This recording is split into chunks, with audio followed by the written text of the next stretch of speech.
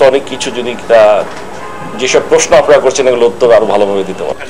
Arif Hossain, SATV, Dhaka.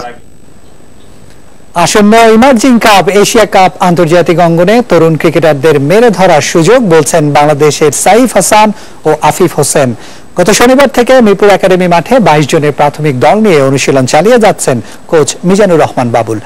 আর দলের emerging Asia cup মাঠে গড়াবে আগামী 27 মার্চ। গ্রুপ পর্বে বাংলাদেশের প্রতিপক্ষ পাকিস্তান, হংকং ও নেপাল। অন্য গ্রুপে আছে ভারত, শ্রীলঙ্কা, আফগানিস্তান ও মালয়েশিয়া। 50 ওভারের এই টুর্নামেন্টে এশিয়ার 4 টেস্ট দলের অনূর্ধ্ব 23 দল অংশ নেবে। আর এই 4 দেশের জাতীয় দলের 4 জন করে ক্রিকেটার অংশ নেওয়ার সুযোগ পাচ্ছে। মালয়েশিয়া, হংকং, নেপাল ও আফগানিস্তানের জাতীয় দল অংশ নেবে। সামনে আমাদের ইমার্জিং কাপের জন্য প্রিপারেশন প্র্যাকটিস ম্যাচ আছে, তো চেষ্টা করবো ওইগুলিতে ভালো করার। যদি সুযোগ পাই ওখানে খেলার তাহলে চেষ্টা করবো ওইখানেও ভালো কিছু করার। আন্ডার 19 ন্যাশনাল টিমের পরে এটাও আরেকটা প্ল্যাটফর্ম যে নিজের দেশকে রিপ্রেজেন্ট করা। সো এখানে যদি আমি ভালো করতে পারি তো টিমের জন্য ভালো, দেশের জন্য ভালো। সো এটা নিয়ে কাজ করতেছি, প্র্যাকটিস করতেছি, সবাই বেশ মনোযোগ দিচ্ছে। 3 ফরম্যাটে সাকিব আল হাসানের শ্রেষ্ঠত্ব টিকল মাত্র 5 দিন। গল টেস্টে ব্যর্থতার কারণে আবারও টেস্ট র্যাঙ্কিং এর সেরা অলরাউন্ডারের মর্যাদা হারিয়েছেন তিনি। আর এই সুযোগে আবারও শীর্ষে জায়গা করে নিয়েছেন ভারতের রবিচন্দ্রন অশ্বিন। গলে 2 ইনিংসে সাকিব করেন 23 ও 8 রান।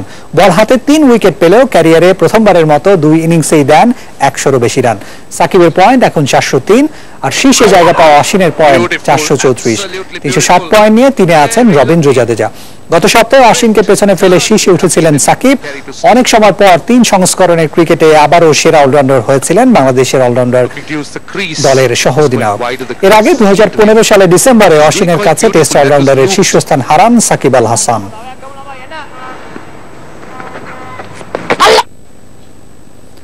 ভারত ও অস্ট্রেলিয়া সিরিজ মানে কথার লড়াই। এবার সেই লড়াইয়ে যোগ দিলেন Australian off spinner Nathan Lyon.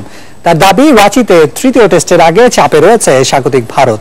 পুনেতে সিরিজের প্রথম টেস্টে ভারতকে বড় ব্যবধানে হারায় অস্ট্রেলিয়া। পরে বেঙ্গালুরুতে দ্বিতীয় টেস্ট জিতে সিরিজে ফেরে ভারত। এদিকে সময়টা ভালো যাচ্ছে না অস্ট্রেলিয়ার। ইনজুরির কারণে এরই মধ্যে দেশে ফিরে গেছেন মিচেল মার্শ ও মিচেল স্টার্ক। একই কারণে রাঁচি টেস্টে নাথান লায়ন খেলতে পারবেন কিনা তা নিয়ে রয়েছে সংশয়। অজি স্পিনার জানান, রাঁচিতে তৃতীয় টেস্ট জিতে সিরিজে এগিয়ে যেতে চাইবে ভারত, আর এটাই তাদের চাপে ফেলে দেবে। ফলে এই ম্যাচে জয়ের সম্ভাবনা বেড়ে যাবে অস্ট্রেলিয়ার, এমন যুক্তি দেখান তিনি।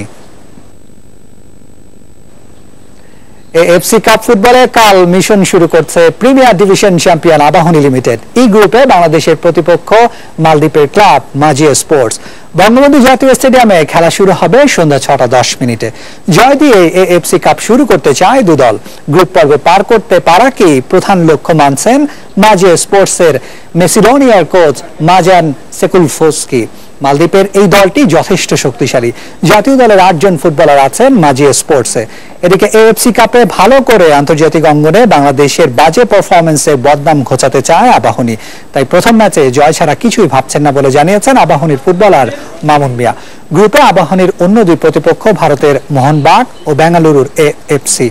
4 এপ্রিল কলকাতায় গ্রুপের